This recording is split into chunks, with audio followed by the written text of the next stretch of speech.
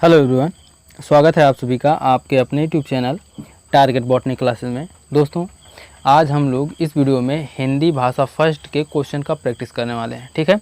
और आपको बता दें कि ये प्रैक्टिस सेट नंबर 15 है, ठीक है। इससे पहले हम लोग 14 प्रैक्टिस सेट सॉल्व कर चुके हैं। जो लोग अभी तक पिछले प्रीवियस ईयर क्वेश्चन पेपर या पिछले प्रैक्टिस सेट को सॉल्व नहीं किए हैं, वे लोग जाएं और जा कर के पिछले प्रैक्टिस सेट को सॉल्व करें और उसके बाद फिर आगे कंटिन्यू करें, ठीक है। और आपको बता दें ये सीटेट 7 जुलाई 2024 के लिए बहुत ही इम्पोर्टेंट है भाई, और उसके आगे भी जितने सीटेट के एग्ज़ाम होंगे उनके लिए भी इम्पोर्टेंट है, क्योंकि ये प्रीवियस ईयर क्वेश्चन पेपर है भाई विथ डिटेल सॉल्यूशन, ठीक है। डिटेल सॉल्यूशन के साथ प्रीवियस ईयर क्वेश्चन पेपर है, जो कि प्रीवियस ईयर क्वेश्चन का कोई एक्सपायरी डेट नहीं होता, ठीक है। और आपको बता दें कि ये पेपर फर्स्ट और पेपर सेकंड दोनों लोगों के लिए भाई, क्योंकि दोनों लोगों में गद्यांश पद्यांश से क्वेश्चन आते हैं, ठीक है। तो ये प्रैक्टिस सेट जो है ना, पेपर फर्स्ट और पेपर सेकंड दोनों लोगों के लिए है, ओके। और आपको एक बात बता दें, देखिए लिखा है इजी टू हार्ड पेपर, ठीक है। अब हम लोग इजी क्वेश्चन सॉल्व कर चुके हैं, अब धीरे धीरे हम लोग इजी से हार्ड की तरफ बढ़ेंगे, ठीक है। जैसे जैसे एग्ज़ाम करीब आता जाएगा वैसे वैसे क्वेश्चन का लेवल भी बढ़ता जाएगा, ओके। तो चलिए देर ना करते हुए वीडियो को स्टार्ट करते हैं। देखिए, नीचे दिए गए गद्यांश को पढ़कर पूछे गए प्रश्नों के सबसे उपयुक्त उत्तर वाले विकल्प को चुनिए, ठीक है। तो चलिए भाई पढ़ते हैं। देखिए, कभी सोचा है भारत में कितने प्रकार के वाद्य यंत्र प्रचलित हैं? सोचने में शीघ्रता मत कीजिए। तमिलनाडु केरल से कश्मीर तक, राजस्थान गुजरात में नागालैंड मणिपुर तक, इस भारत नामक विशाल भूखंड में सैकड़ों प्रकार के वाद्य यंत्र परंपरा से प्रचलित रहे हैं। विशेषकर चमड़े से गढ़े वाद्य यंत्र तो सर्वाधिक हैं। बांसुरी जैसे फूंक कर बजाए जाने वाले भी कम नहीं हैं। ये तार वाले भी कुछ गज से बजाए जाते हैं और कुछ छोटी सी अंगूठी जैसी मिजराव से।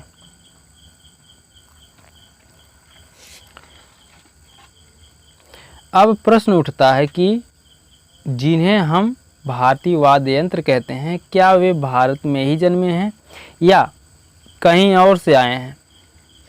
कहना कठिन है। जब भी हम किसी वाद्य यंत्र को बजते देखते सुनते हैं तो मन कहता है कि उसकी उत्पत्ति भारत में हुई हो। अनेक बाहर से भी आए हैं, और यह भी सच है कि अनेक भारतीय वाद्य यंत्र यहीं से अन्य देशों में प्रचलित हुए हैं। सभ्यता और संस्कृति का इतिहास जानने का एक माध्यम वाद्य यंत्र आज भी प्रयुक्त हो रहे हैं। हमारी बीड़ा मिस्त्री सुमेरी, जापानी, चीनी, संस्कृत में भी विद्यमान रही हैं, ओके। देखिए, अब क्वेश्चन का प्रैक्टिस करते हैं और आप लोगों से कहना चाहते हैं कि आप लोग भी कोशिश करिए ना, पैराग्राफ को एक बार अच्छे से पढ़िए, उसके बाद फिर दोबारा पढ़ना ना पड़े। ऐसा पढ़िए पैराग्राफ को कि दोबारा उसे पढ़ना ना पड़े, और उसके बाद उसके क्वेश्चन का आंसर देते जाइए। नहीं तो अगर एक बार क्वेश्चन पढ़ेंगे उसके बाद पैराग्राफ से आंसर ढूंढेंगे, फिर क्वेश्चन पढ़ेंगे, फिर पैराग्राफ से आंसर ढूंढेंगे, तो ऐसा करने से ना टाइम लॉस होगा भाई। तो सीटेट के एग्ज़ाम में टाइम का मैनेजमेंट होना बहुत ही ज़रूरी है। तो इसलिए हम आप लोगों से कहते हैं कि अगर आप लोग पैराग्राफ सॉल्व कर रहे हैं तो उसे एक बार माइंड को कंसंट्रेट करके पढ़ लीजिए, उसके बाद फिर जो है क्वेश्चन का आंसर देते जाइए, ठीक है। तो चलिए देखते हैं। देखिए, जिन्हें हम भारतीय वाद्य यंत्र कहते हैं वे कहीं और से आए हैं, या उनमें से कुछ भारत के और कुछ बाहर के हैं, या फिर वे चीन और इंडोनेशिया के हैं, या वे भारत में ही जन्मे हैं। बताइए भाई, इनमें से कौन सा ऑप्शन सही है? जल्दी बताइए। ऑप्शन नंबर बी सही है। उनमें से कुछ भारत के और कुछ बाहर के हैं। ओके, आज जिन्हें हम भारतीय वाद्य यंत्र कहते हैं उनमें से कुछ भारत के हैं और कुछ बाहर से आए हुए हैं। संपूर्ण भारत के विशाल भूखंड पर अनेक प्रकार के वाद्य यंत्र प्रचलित हैं, लेकिन सभी वाद्य यंत्र की उत्पत्ति भारत में ही नहीं हुई है, बल्कि कुछ बाहर से भी आए हुए हैं। ओके, आगे देखते हैं। देखिए, कौन सा भारतीय वाद्य यंत्र मिस्र, चीन, जापान आदि की संस्कृति में भी विद्यमान है? बताइए भाई। तबला, झांझ, बीड़ा, बांसुरी, बताइए इनमें से कौन सा ऑप्शन सही है?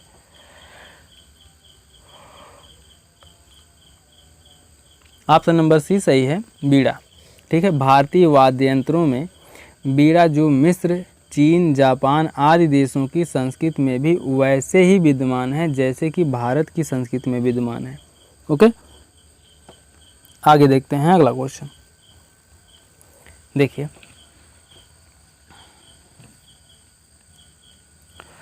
कौन सा कथन सत्य है? बताइए भाई, कौन सा कथन सत्य है? तमिलनाडु और केरल के वाद्य यंत्र सबसे प्रसिद्ध हैं, या फिर कुछ वाद्य यंत्र गज से बजाए जाते हैं, या प्राचीन भारतीय वाद्य यंत्र इंडोनेशिया में भी प्रयुक्त होते हैं, या भारत में अनेक प्रकार के वाद्य यंत्र प्रचलित हैं? बताइए भाई, इनमें से कौन सा ऑप्शन सही है? जल्दी बताइए। ऑप्शन नंबर फर्स्ट सही है। तमिलनाडु और केरल के वाद्य यंत्र सबसे प्रसिद्ध हैं। कुछ वाद्य यंत्र, भाई ऑप्शन नंबर फर्स्ट ही सही है, क्यों दूसरा पढ़ने जा रहे थे? ठीक है, ये सब गलत है भाई।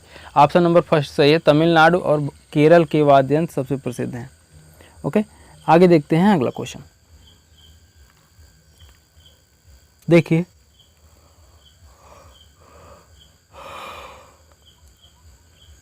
गद्यांश के अनुसार सभ्यता और संस्कृति का इतिहास जानने में सहायक है।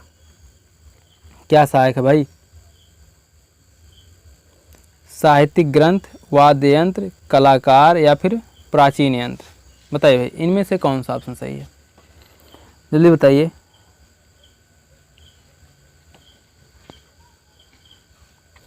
ऑप्शन नंबर बी सही है, वाद्य यंत्र। ठीक है, गद्यांश के अनुसार वाद्य यंत्र भी सभ्यता और संस्कृति का इतिहास जानने में सहायक है। आगे देखते हैं अगला क्वेश्चन। देखिए, भारतीय शब्द व्याकरण की दृष्टि से है, सर्वनाम है, क्रिया है, विशेषण है, संज्ञा है? बताइए भाई, कौन सा ऑप्शन सही है? ऑप्शन नंबर बी सही है, विशेषण। ठीक है, भारतीय शब्द व्याकरण की दृष्टि से विशेषण है, जबकि भारत व्याकरण की दृष्टि से संज्ञा होगा। ओके, आगे देखते हैं अगला क्वेश्चन। आगे देखते हैं। देखिए, किस शब्द में उपसर्ग और प्रत्यय दोनों हैं? बताइए भाई, किस शब्द में उपसर्ग और प्रत्यय दोनों हैं? भारतीय, शीघ्रता, विशाल, प्रचलित? बताइए भाई, इनमें से कौन सा ऑप्शन सही है? ऑप्शन नंबर डी सही है, प्रचलित।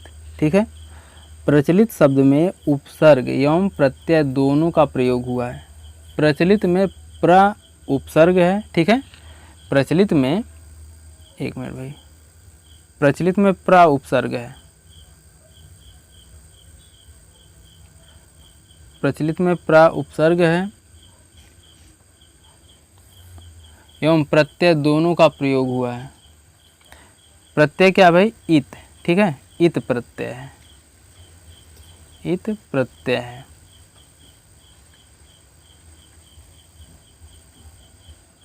ठीक है, समझ में आया? प्रचलित में प्रा उपसर्ग है तथा इत प्रत्यय है तथा चल मूल शब्द है। ठीक है, चल जो है प्रचलित में चल मूल शब्द है और प्र उपसर्ग है, इत प्रत्यय है। उपसर्ग किसे कहते हैं भाई? उपसर्ग उस शब्दांश या अव्यय को कहते हैं जो किसी शब्द के पहले आकर उसका विशेष अर्थ प्रकट करता है भाई, ठीक है। और प्रत्यय जो होता है, शब्दों के बाद जो अक्षर या अक्षर समूह लगाया जाता है उसे प्रत्यय कहते हैं, ठीक है। आगे देखते हैं अगला क्वेश्चन। देखिए, वेदों में चर्चित हुए वाद्य यंत्र के प्रमाण मिले।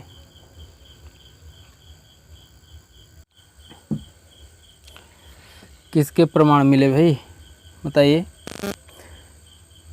हड़प्पा सभ्यता में, सुमेरी संस्कृत में, पुराणों में, या फिर भारतीय सभ्यता में? बताइए कौन सा ऑप्शन सही है। ऑप्शन नंबर फर्स्ट सही है, हड़प्पा सभ्यता में, ठीक है। भारतीय सभ्यता एवं संस्कृत का इतिहास जानने का एक माध्यम वाद्य यंत्र भी है। वेदों में उल्लिखित वाद्य यंत्रों के प्रमाण हड़प्पा सभ्यता में प्राप्त हुए हैं। ओके, आगे देखते हैं अगला क्वेश्चन। देखिए, जन्म शब्द का समानार्थी है क्या है भाई? जन्म शब्द का समानार्थी क्या है? उत्पत्ति, उल्लेख, विद्यमान, प्रयुक्त। बताइए भाई, इनमें से कौन सा ऑप्शन सही है? ऑप्शन नंबर ए सही है, उत्पत्ति, ठीक है। जन्म शब्द का समानार्थी उत्पत्ति होगा। पैदाइशी, उद्गम, उद्भव, आविर्भाव आदि जन्म के अन्य समानार्थी शब्द हैं, ठीक है। जन्म के और समानार्थी शब्द हैं पैदाइश, उद्गम, उद्भव, आविर्भाव आदि, ठीक है। आगे देखते हैं अगला क्वेश्चन। देखिए, भूखंड शब्द से समास है।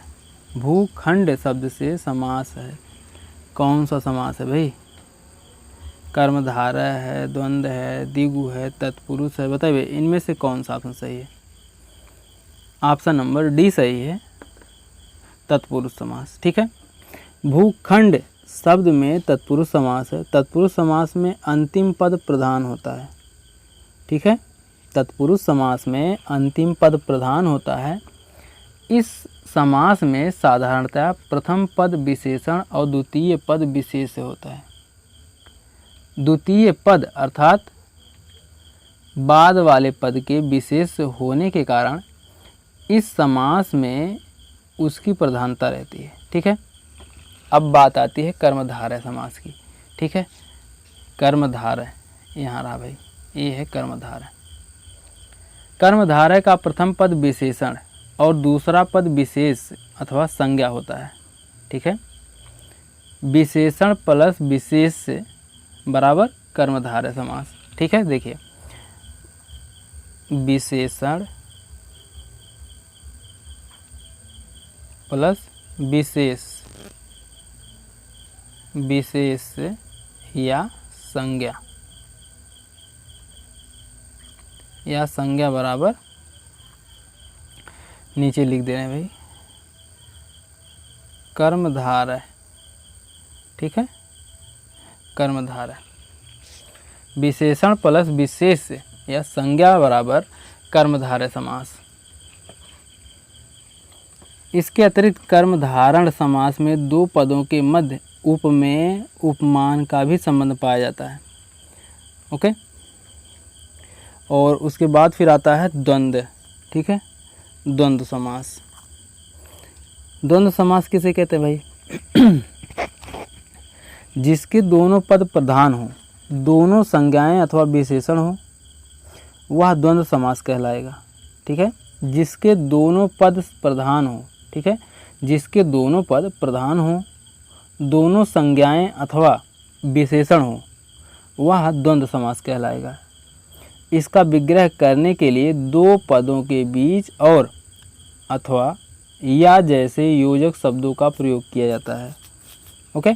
आगे देखते हैं, अगला है द्विगु समास, ठीक है। द्विगु समास के बारे में देखते हैं भाई। द्विगु समास किसे कहते हैं? जिस समासिक पद का पूर्व पद संख्या बोधक हो, जिस सामासिक पद का पूर्व पद संख्या बोधक हो वह द्विगु समास कहलाता है। ठीक है, आगे देखते हैं अगला क्वेश्चन।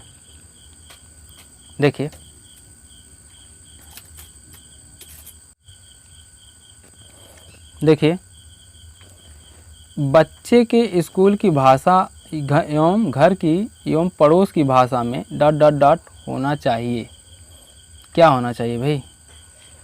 जुड़ाव, समरूप, समरसता या फिर अलगाव? बताइए भाई, इनमें से कौन सा ऑप्शन सही है?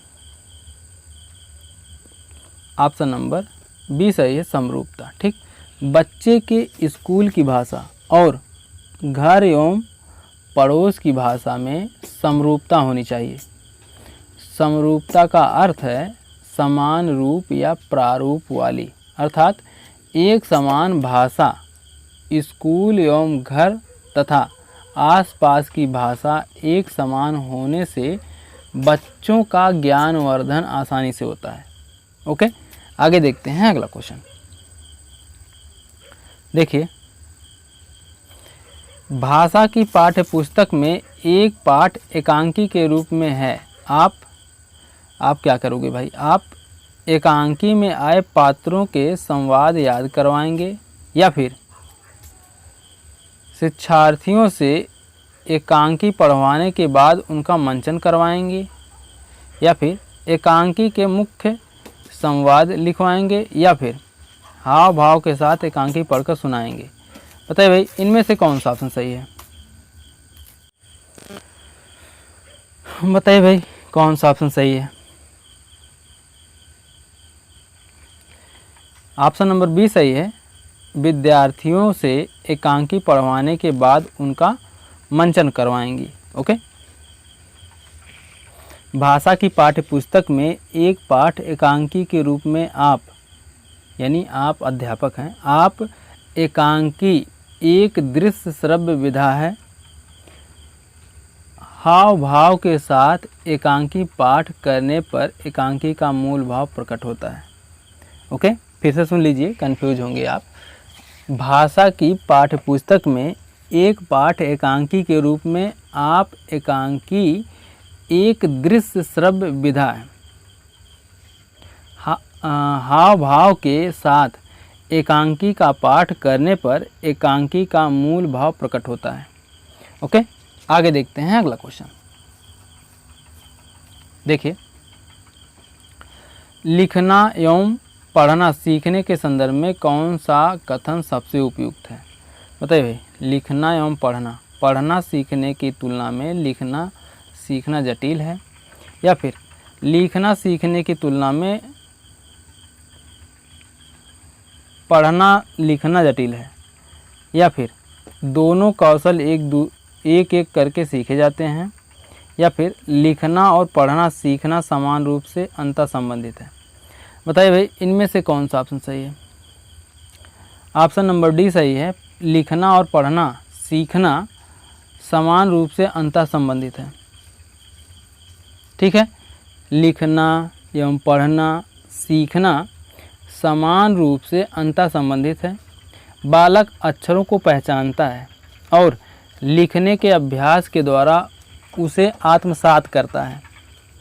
लिखना और पढ़ना के अंतर संबंधित होने के ही कारण जिसे लिखना आता है उसे पढ़ना भी आता है और जिसे पढ़ना आता है उसे लिखना भी आता है।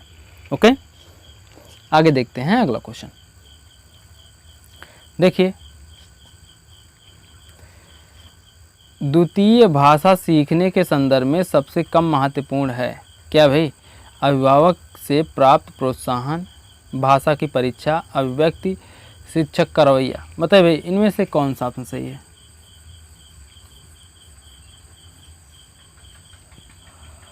ऑप्शन नंबर फर्स्ट सही, अभिभावक से प्राप्त प्रोत्साहन। ठीक है, विद्यार्थी को द्वितीय भाषा सीखने में महत्वपूर्ण कारक अभिव्यक्ति, भाषा की परीक्षा तथा शिक्षक का रवैया होता है, जबकि अभिभावक से प्राप्त प्रोत्साहन सबसे कम महत्वपूर्ण है। ठीक है, आगे देखते हैं अगला क्वेश्चन।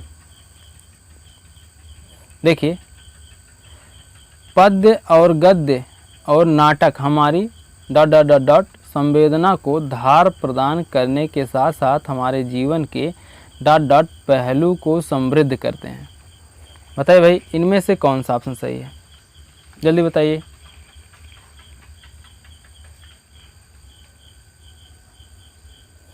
ऑप्शन नंबर सी सही है, सांस्कृतिक साहित्यिक। ठीक है, पद्य गद्य नाटक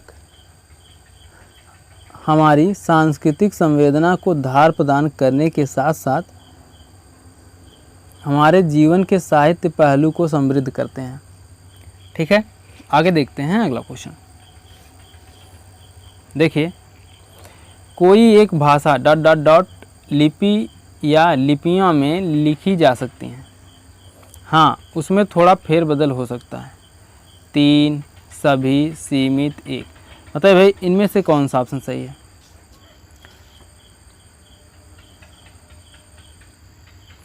ऑप्शन नंबर बी सही है, सभी। ठीक है, कोई भी एक भाषा सभी लिपि में लिखी जा सकती है। ओके, आगे देखते हैं अगला क्वेश्चन। देखिए, वाणी और लेखन में मूल अंतर यह है कि लिखित भाषा ... स्तर पर देखी जाती है और ... होती है। क्या होती है भाई, यदि बताइए। क्वेश्चन नंबर 46 है, ऑप्शन नंबर डी सही है, सचेतन कालबद्ध। ठीक है, वाणी और लेखन में मूल मंत्र अंतर यह है कि लिखित भाषा सचेतन स्तर पर देखी जाती है और कालबद्ध होती है।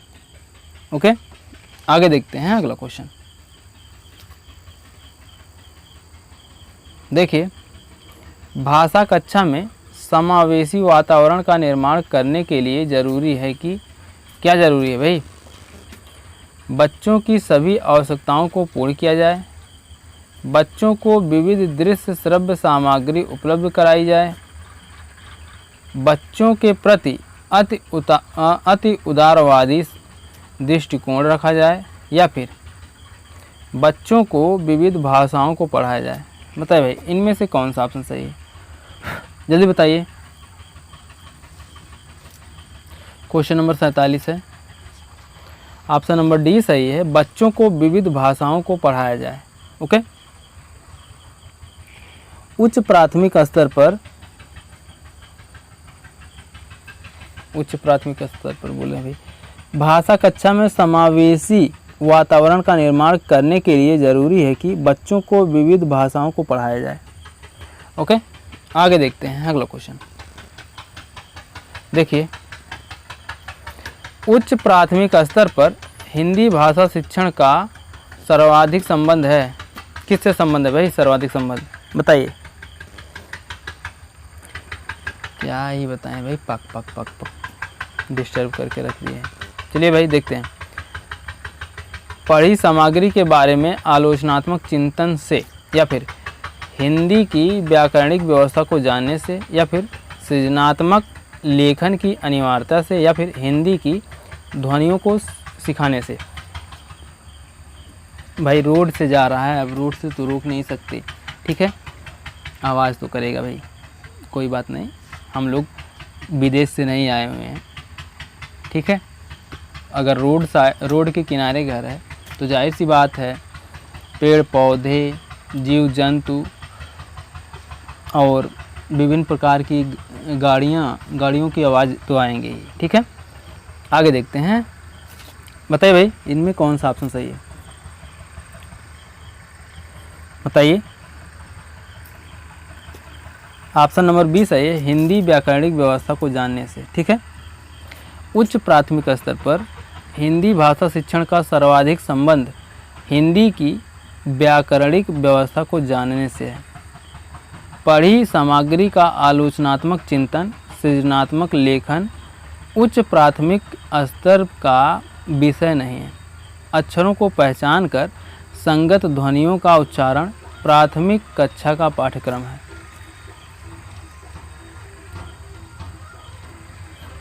आगे देखते हैं अगला क्वेश्चन। देखिए, भाषा नियमों द्वारा नियंत्रित ... का माध्यम भर नहीं है, बल्कि यह हमारी सोच को भी निर्मित करती है। बताइए भाई, भाषा नियमों द्वारा नियंत्रित ... का माध्यम भर नहीं है, बल्कि यह हमारी सोच को भी निर्मित करती है। कौन सोच को निर्मित करती है भाई? सौंदर्य बोध, संस्कृत, संप्रेषण, कला। बताइए भाई, इनमें से कौन सा ऑप्शन सही है? ऑप्शन नंबर सी सही है, संप्रेषण। ठीक है, भाषा नियमों द्वारा नियंत्रित संप्रेषण का माध्यम भर नहीं है, बल्कि हमारी सोच को भी निर्मित करती है। भाषा का ज्ञान मानव जीवन को परिष्कृत करता है तथा उसमें तार्किकता का निर्माण करता है। भाषा के माध्यम से मानव अपनी कला, संस्कृति तथा ज्ञान को व्यक्त करता है। भाषा मानव जीवन का सर्वाधिक महत्वपूर्ण भाग है। ओके, आगे देखते हैं अगला क्वेश्चन। देखिए, पूनम अपने विद्यार्थियों को पढ़ाते समय दृश्य श्रव्य सामग्री का उपयोग करती है। इसका प्रमुख कारण है कि वह कक्षा के क्या सभी बच्चों की आवश्यकताओं को संबोधित करती है, या फिर सभी बच्चों को नियंत्रण में रखती है, या फिर सभी बच्चों की रुचि का ध्यान रखती है, या सभी बच्चों का मनोरंजन करती है। बताइए भाई, इनमें से कौन सा ऑप्शन सही है? जल्दी बताइए।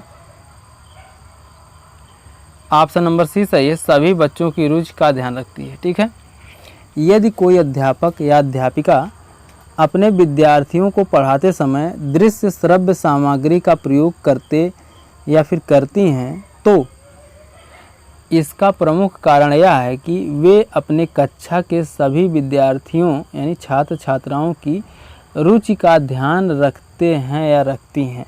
ओके, आगे देखते हैं अगला क्वेश्चन। देखिए, कक्षा 8 के बच्चों का सतत आकलन करने में सबसे अधिक महत्वपूर्ण है क्या भाई? सबसे अधिक महत्वपूर्ण बताइए भाई, क्या सबसे महत्वपूर्ण है? लिखित परीक्षा, मौखिक परीक्षा, भाषा प्रयोग परीक्षा, या फिर व्याकरण की जानकारी? बताइए भाई, इनमें से कौन सा ऑप्शन सही है? जल्दी बताइए। भाषा प्रयोग की क्षमता। ठीक है, ऑप्शन नंबर बी सही है। भाषा प्रयोग की क्षमता द्वारा कक्षा 8 के बच्चों का सतत आकलन सर्वाधिक महत्वपूर्ण है। भाषा प्रयोग की क्षमता द्वारा अध्यापक प्रत्येक छात्र की क्षमता तथा भाषा की जानकारी का आकलन कर सकता है, जबकि लिखित परीक्षा, मौखिक परीक्षा तथा सहायक अंग है। ठीक है, लिखित परीक्षा, मौखिक परीक्षा तथा व्याकरण की जानकारी छात्र में भाषा के वस्तुनिष्ठ ज्ञान परीक्षण के लिए सहायक अंग है। ओके,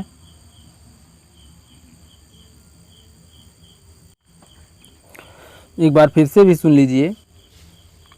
भाषा प्रयोग की क्षमता द्वारा कक्षा 8 के बच्चों का सतत आकलन सर्वाधिक महत्वपूर्ण है। भाषा प्रयोग की क्षमता द्वारा अध्यापक प्रत्येक छात्र की क्षमता तथा भाषा की जानकारी का आकलन कर सकता है, जबकि लिखित परीक्षा, मौखिक परीक्षा तथा व्याकरण की जानकारी छात्र में भाषा के वस्तुनिष्ठ ज्ञान परीक्षण के लिए सहायक अंग है।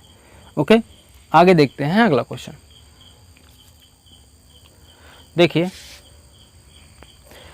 बच्चे की भाषा समाज के साथ संपर्क का ही परिणाम है, यह विचार किसका है? बताइए भाई, पियाजे का है, चॉम्स्की का है, स्किनर का है, या फिर वाइगोत्स्की का? बताइए, इनमें से कौन सा ऑप्शन सही है?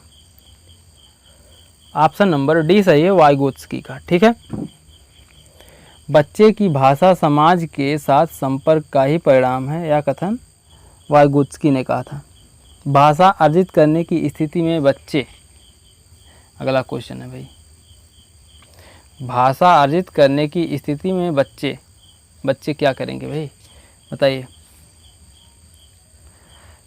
भाषिक नियमों को स्वाभाविक रूप से रटते हैं, या फिर कभी कोई त्रुटि नहीं करते हैं, या फिर कभी त्रुटियां ही करते हैं, कभी या अधिकतर त्रुटियां ही करते हैं।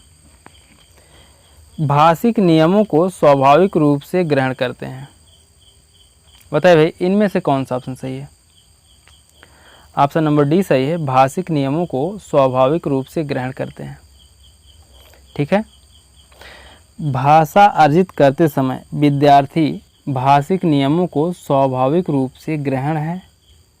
एक बार भाषा के नियमों को कंठस्थ कर लेने के उपरांत छात्र या छात्रा उसका प्रयोग लिखित एवं मौखिक रूप से करते हैं। भाषा के नियम अर्थात व्याकरण भाषा को परिमार्जित बनाते हैं। ठीक है, व्याकरण जो होते हैं भाषा को परिमार्जित बनाते हैं। आगे देखते हैं अगला क्वेश्चन।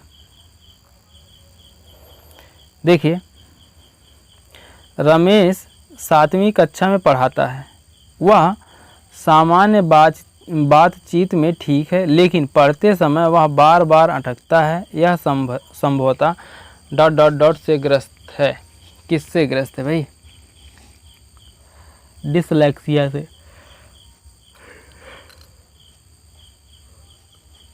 ठीक है, ऑप्शन नंबर सी सही है। यदि कोई विद्यार्थी सामान्य बातचीत में ठीक है, लेकिन पढ़ते समय वह बार बार अटकता है, तो वह विद्यार्थी संभवतः डिसलेक्सिया नामक बीमारी से ग्रसित है। ओके, आगे देखते हैं अगला क्वेश्चन। देखिए,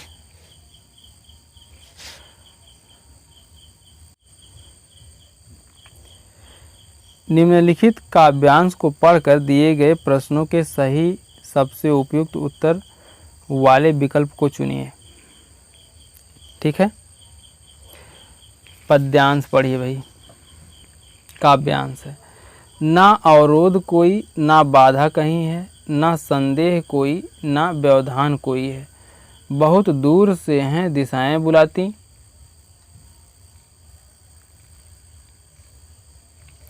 नहीं पथ डगर आज अनजान कोई। दिशाएं निमंत्रण मुझे दे रही हैं, दिगंतर खुला सिर्फ मेरे लिए है। नहीं कुछ यहाँ राह जो रोक पाए, ना कोई यहाँ जो मुझे टोक पाए। अजानी हवा में उड़ा जा रहा हूँ, विजय गीत मेरा गगन मस्त गाए। हृदय में यही कह रहा हूँ, हृदय में यही कह रहा बात कोई। धरा और गगन सिर्फ तेरे लिए है। चलिए भाई, अब हम लोग क्वेश्चन का जवाब देते हैं। देखिए, कवि को कोई कह रहा है कि बाधाओं से दूर रहना चाहिए। धरती और आसमान उसके लिए हैं, लक्ष्य अभी बहुत दूर है। अजानी हवा में उड़ो। बताइए भाई इनमें से कौन सा ऑप्शन सही है, जल्दी बताइए। ऑप्शन नंबर बी सही, धरती और आसमान उसके लिए है। ठीक है, प्रस्तुत काव्यांश में कवि को कोई कह रहा है कि धरती यानी धरा और आसमान गगन सिर्फ उसके लिए है। आगे देखते हैं अगला क्वेश्चन। देखिए, कविता में दो समानार्थी शब्द एक वाक्य में आए हैं, वह वाक्य कौन सा है? बताइए भाई। धरा और गगन सिर्फ तेरे लिए है, ना अवरोध कोई, ना बाधा कोई कहीं, ना संदेह कोई, ना व्यवधान कोई। अजानी हवा में उड़ा जा रहा हूँ। बताइए भाई इनमें से कौन सा ऑप्शन सही है? ऑप्शन नंबर बी सही है, ना अवरोध कोई, ना बाधा कहीं है। ठीक है, कविता में अवरोध एवं बाधा से समानार्थी शब्द का प्रयोग हुआ है। इसके लिए वाक्य ना अवरोध कोई, ना बाधा कहीं है का प्रयोग हुआ है, जबकि धरा का विपरीत शब्द गगन होता है। ओके, आगे देखते हैं अगला क्वेश्चन। देखिए, कवि को कौन नियंत्रण दे रहा है? बताइए भाई, कवि को कौन नियंत्रण दे रहा है? दिशाएं, गगन, हवा, दिगंतर। बताइए भाई, इनमें से कौन सा ऑप्शन सही है? ऑप्शन नंबर फर्स्ट सही है, दिशाएं। ठीक है, काव्यांश में कवि को दिशाएं नियंत्रण दे रही हैं। दिशाएं कह रही हैं कि पथ पर कोई अवरोध तथा कोई व्यवधान नहीं है। आज संपूर्ण दिशाएं कवि को बुला रही हैं तथा कोई पथ अनजान नहीं है। संपूर्ण विश्व कवि के लिए खुला हुआ है। ओके, आगे देखते हैं अगला क्वेश्चन। देखिए, अर्थ की दृष्टि से शेष से भिन्न शब्द छांटिए। धरा, डगर, पथ, रा। बताइए भाई, इनमें से कौन सा ऑप्शन सही है? ऑप्शन नंबर फर्स्ट सही है, धरा। ठीक है,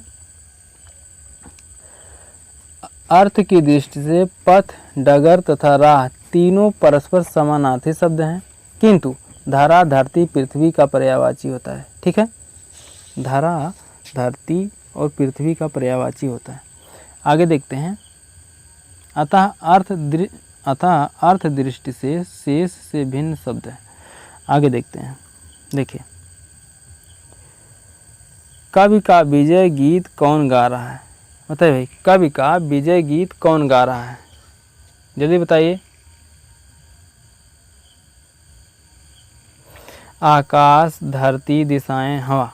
बताइए भाई, इनमें से कौन सा ऑप्शन सही है? ऑप्शन नंबर फर्स्ट सही है, आकाश। ठीक है,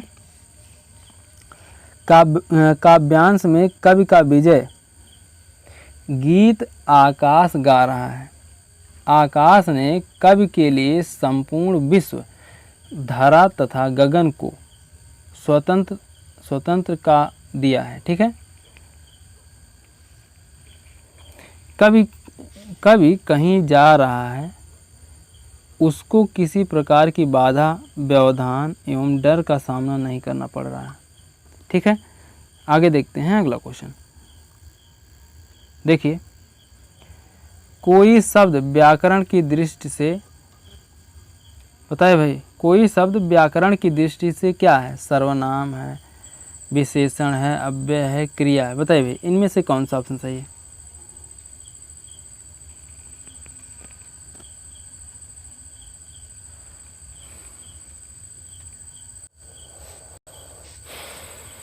ऑप्शन नंबर फर्स्ट सही है, सर्वनाम। ठीक है, कोई शब्द व्याकरण की दृष्टि से सर्वनाम है। सर्वनाम उस विकारी शब्द को कहते हैं जो पूर्वापर संबंध से किसी भी संज्ञा के बदले आता है। ठीक है, विश्लेषण किसे कहते हैं भाई? जो संज्ञा या सर्वनाम की विशेषता बताए उसे विश्लेषण कहते हैं। ठीक है, और क्रिया क्या है भाई? जिस शब्द से किसी काम का करना या होना समझा जाता है उसे क्रिया कहते हैं। अव्यय ऐसे शब्द को कहते हैं जिसके रूप में लिंग, वचन, पुरुष,